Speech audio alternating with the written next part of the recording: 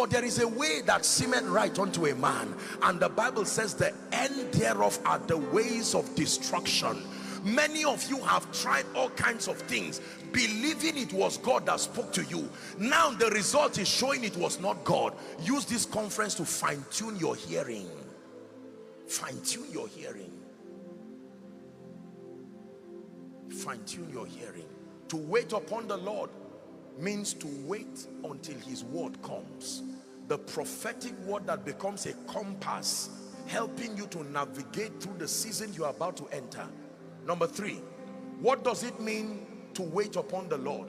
Who is learning tonight? To wait upon the Lord means to stay until you evolve to a more superior version of you that can manifest the prophetic word on your life. Now listen, we were discussing again with Pastor Shola while we were coming, and I was telling him that there are many ways God answers prayers. Let me tell you 3 ways God answers prayers. Number 1, by supernatural manifestations like healings, deliverances. He can answer you instantly, supernaturally. Number 2, God answers prayer by introducing the ministry of men to your life. The ministry of men. Number 3, God answers prayers by causing you to grow into the version that he can bless. Because there are many things that we call prayer requests today that are only there because you have not grown. It was never supposed to be a prayer request. The fact that you have it as a prayer request is proof to you that you have not grown to the version that can be trusted with that answer.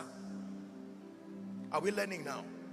So when you wait upon the Lord, you stay there. Please listen. This is a major component of waiting.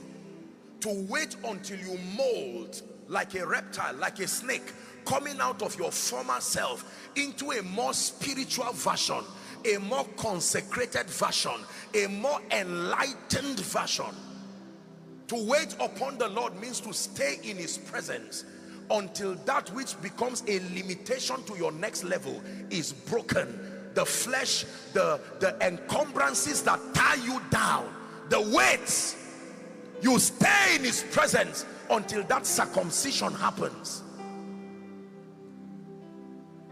Don't forget what we're discussing, that to wait upon the Lord, number 1, is a spiritual orientation of total trust and dependence upon the Lord. Number 2, to wait upon the Lord means to stay until he speaks, using his voice to give you direction for the next season.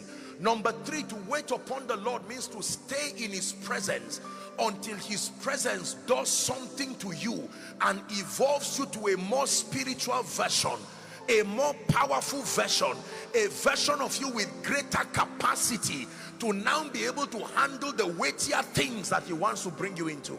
The Bible says an heir, for as long as that heir is a child, he differeth not from a slave. If that heir is a man of God, no matter what kind of expectation you have, God will restrict growth. He will restrict results until growth is attained.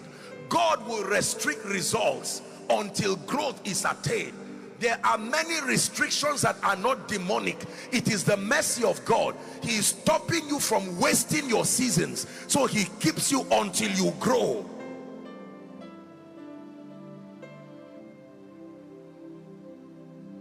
Who is learning?